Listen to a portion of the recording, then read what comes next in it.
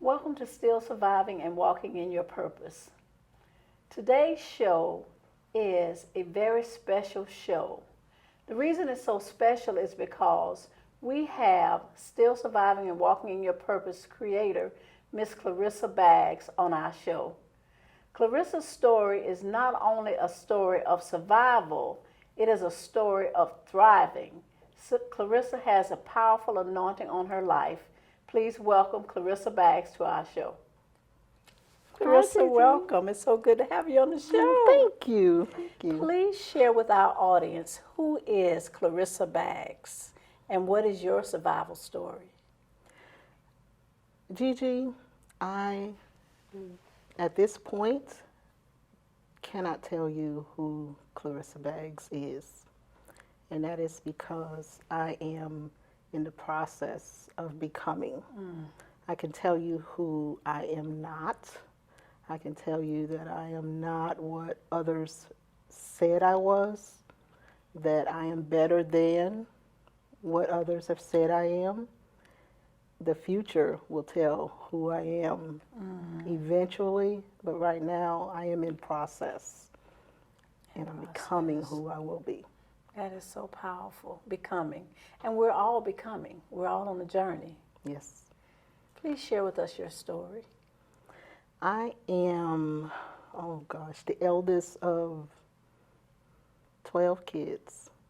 I was born and raised in New Orleans, and we lived in the St. Bernard Project, so who's ever watching knows where I'm from. We grew up in a household initially with my grandmother and my mom and her first husband. Wonderful, wonderful childhood. We had a blast. And then eventually my mother divorced her first husband and she got a new husband. And life as we knew it flipped. How old were you? I was in the second grade. Okay. I don't know how old you are in the second grade because my birthday comes later. Okay. And everything that we knew to be good ceased.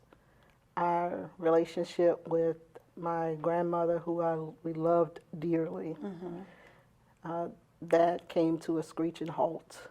We were cut off from a lot of our family.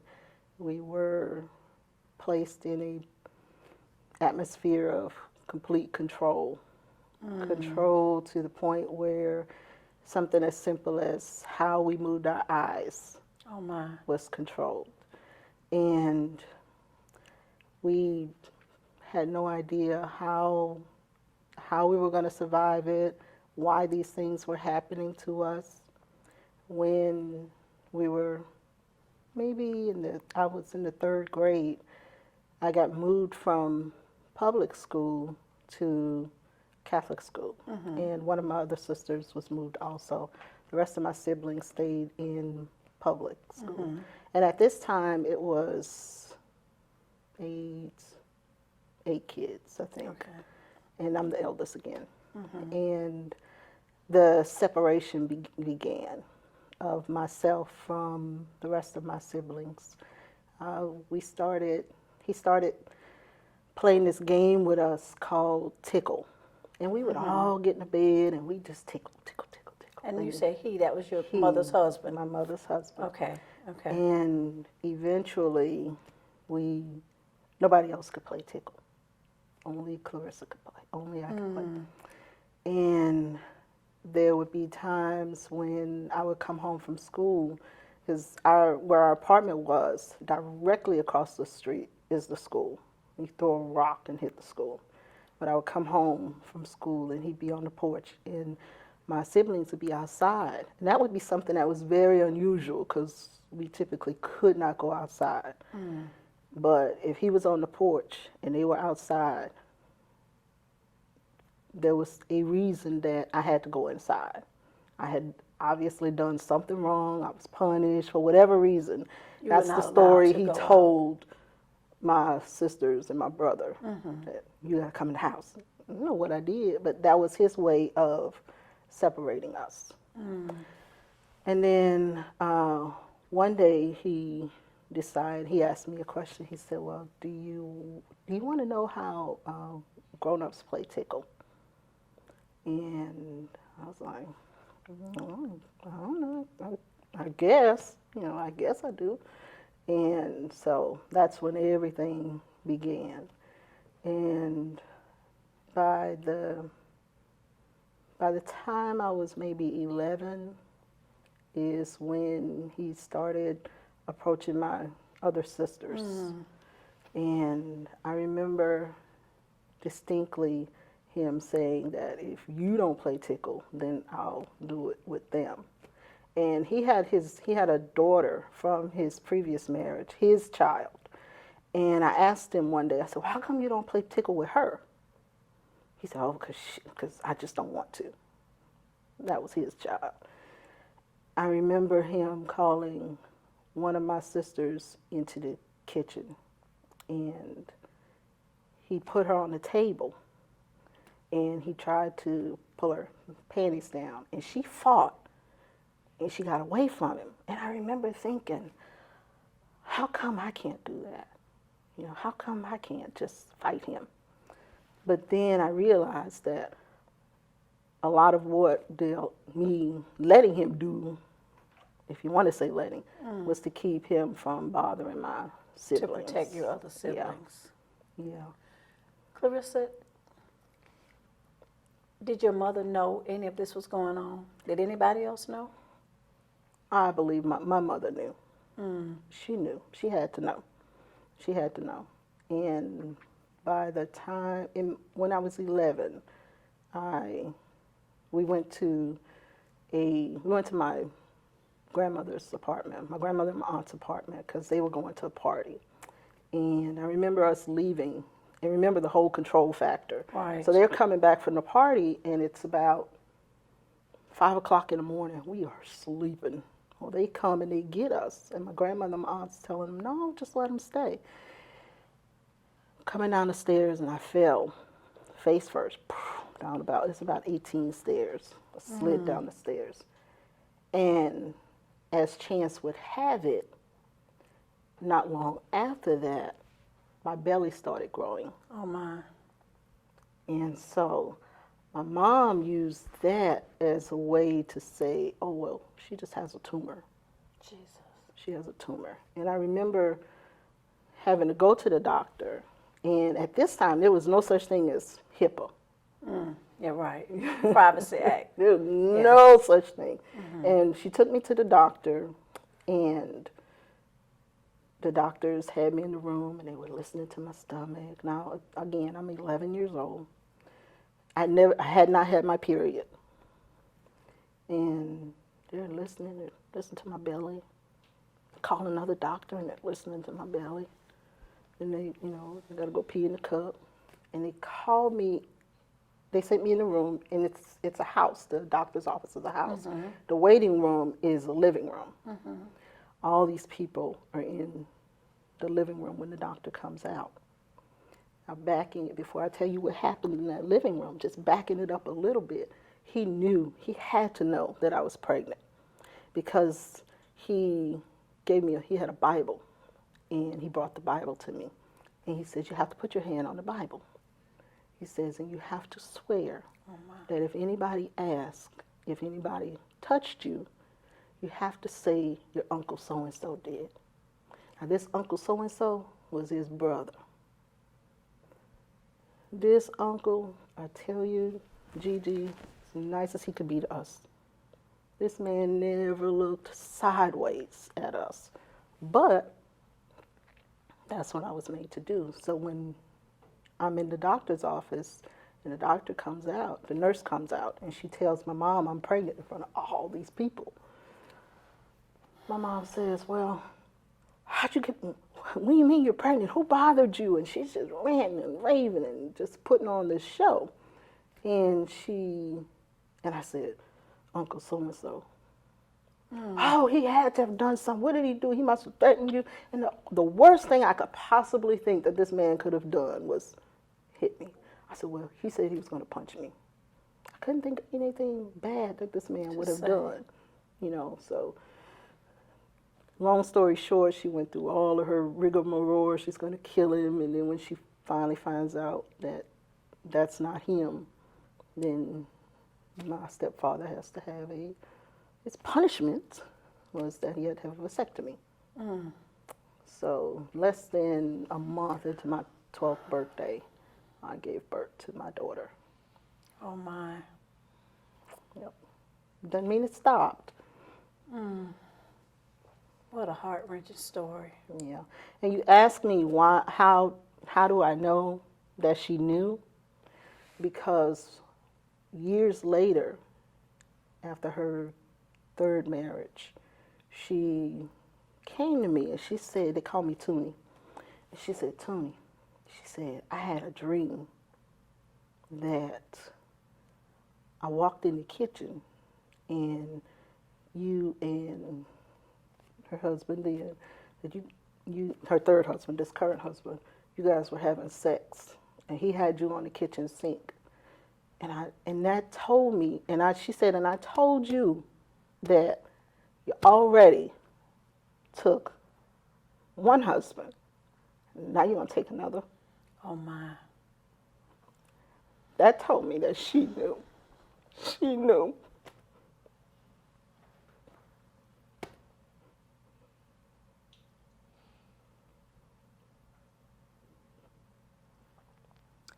It breaks my heart that you had to go through that and that there was no one there that could help you, that there was nobody there that could save you, that could rescue you from that. But you survived. Yep, I did. Glory to God. We give glory to God that you survived, that you were able to survive, and that you're here to share that story of being able to go through terrible, terrible circumstances that no child should have to suffer through and still survive. Why do you tell your story now? You know, there are a lot of people who I found have experienced the same, similar, and sometimes worse situations. And I know that for me, growing up, I didn't know anybody who did. And because nobody talks about it. Correct. If they did, nobody said anything. So there was nobody for me to think, okay, well, this person went through this, but they came out okay. And I knew that there were so many people out there suffering, and I knew that I was going to be okay. Didn't know it all the time. If you had told me 5 years from now that I would be here in this space, I would never have believed it. But I also know that there's this thought that in order to move on, or in order to survive, or as you say, thrive, that you have to go through this forgiving process. And I don't necessarily believe that in all cases, and I'm not at a point where I feel like I need to forgive either of them. And the reason I say that is because had all of those things not happened, I would not be able to affect other people's lives now. Had those things not happened, I would not have my daughter, and I wouldn't trade her for the world. I wouldn't have my grandkids. I wouldn't have all the things that came with it. So I had to go through all of that in order to get what I needed to get out of it and in order to be able to bless other people.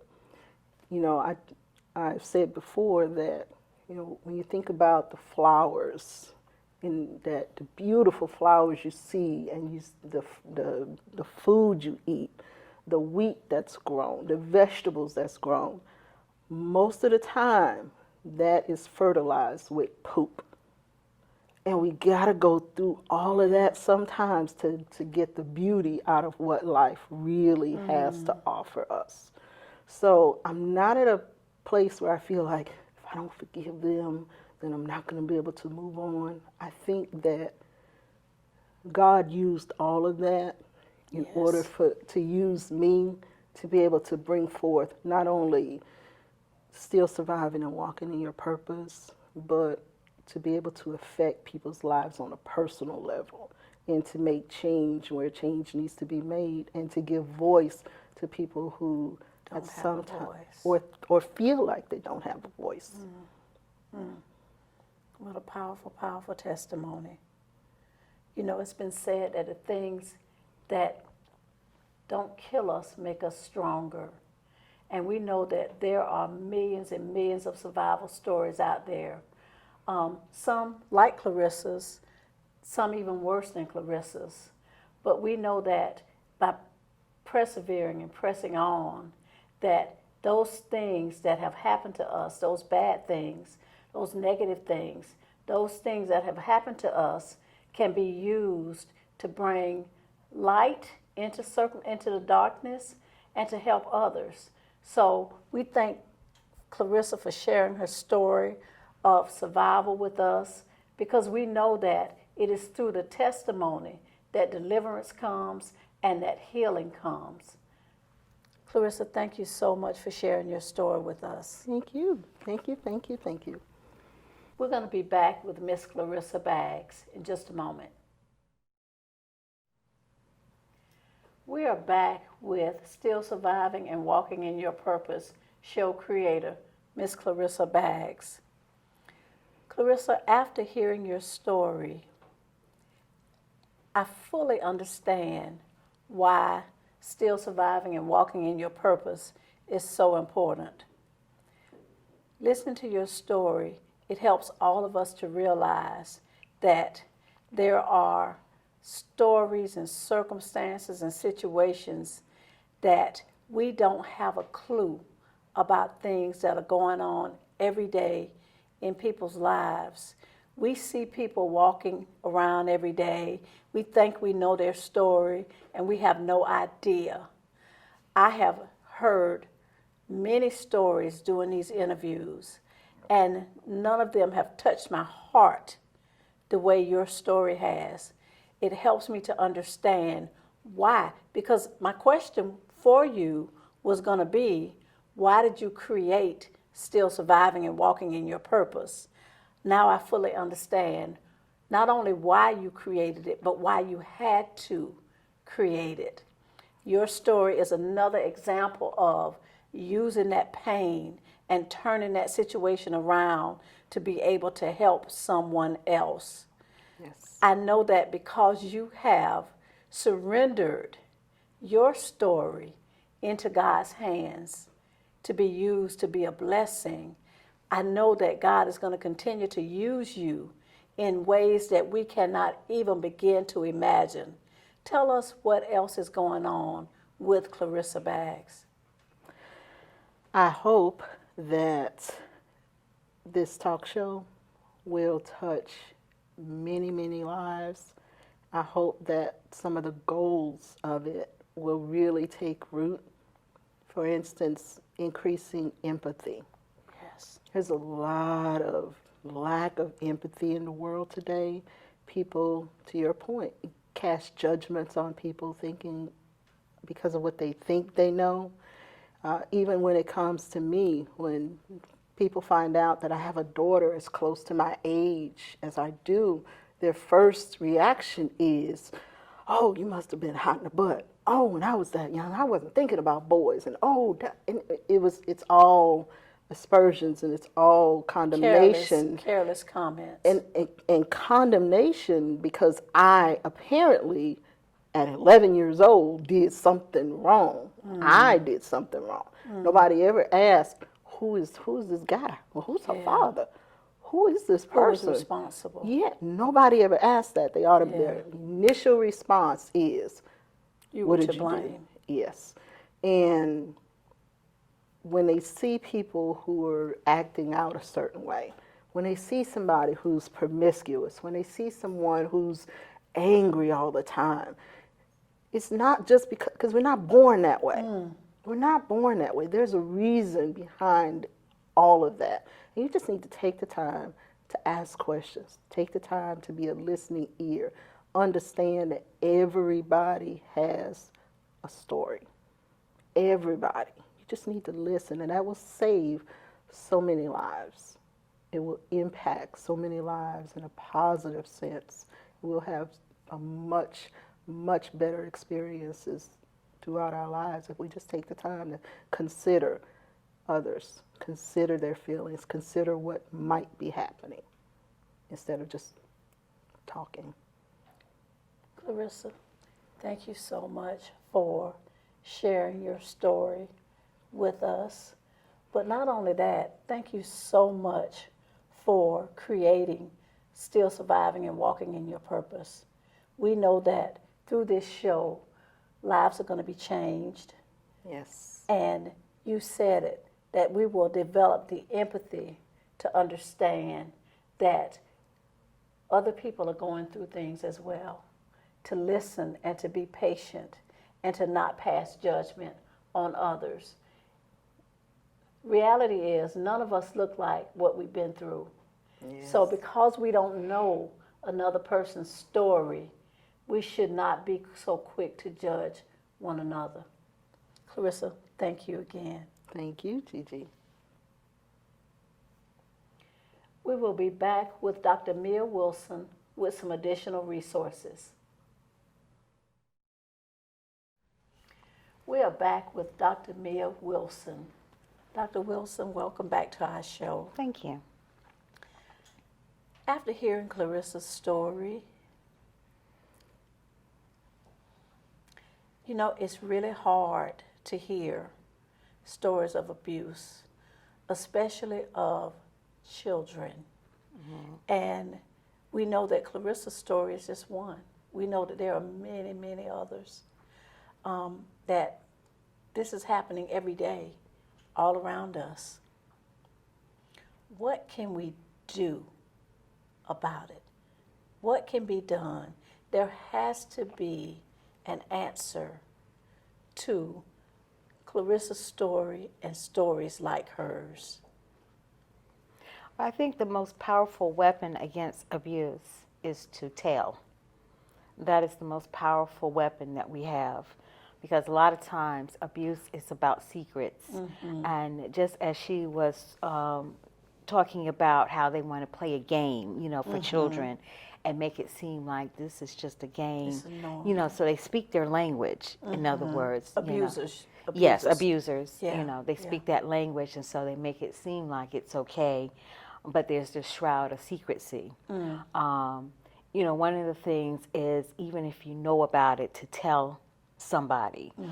We have a lot of resources. You know, we have Department of Children and Family, and I know a lot of times people can be hesitant and say, well, I don't want the family to get in trouble. But, you know, we have to look beyond the family and beyond the dysfunction and say we need to see the safety of that child. So the hotline is 1-800-96-ABUSE. Okay. It's a 24-hour hotline. You can call it. You can go on the website, www.myfloridafamilies.com. You can fax the report. You can email the report. Can you call that report in anonymously? Yes. Or do you have to tell? You can. Yes. You can. Okay. So really, the power is in breaking down that silence, that rule of silence. Right. And telling someone. Right. How much power does a person have that knows? Is that the only thing that they can do?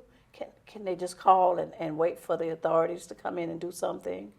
Or Right. I mean, you can even have the child with you. What we're looking at is being able to have that child to be safe, so that they don't grow up with the hurt and the shame. Because when you're talking about sexual abuse, you're talking about really distorting that child's sexual development and causing a lot of confusion Right. in their lives. Right. Yeah. So even as they get to be adults, even if they come out of that abusive situation, they still come out with the scars. Because you're talking about trauma. Right. Anytime you're talking about any kind of abuse, you're talking about control and about, that is traumatizing to the victim. So we have several centers. We have the Victim Services Center. We have children's agencies that can help the child, getting them into counseling as soon as possible. Exactly.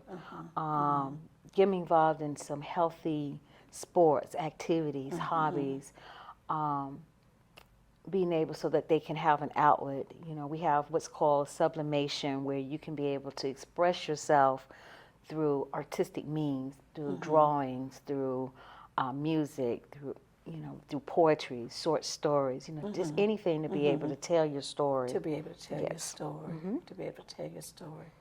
Dr. Wilson, thank you so much for sharing those resources with us. You're welcome. One thing Dr. Wilson said was that there are ways to tell your story. And I would say to anyone that's dealing with any type of abuse, don't continue to be silent. There is help out there for you. But in order to get that help, you have to tell someone. Use the resources that Dr. Wilson has provided. Confide in a friend or a neighbor, but make sure you tell someone. We have to break that code of silence that is allowing abuse to continue. Thank you for watching Still Surviving and Walking in Your Purpose. Wow.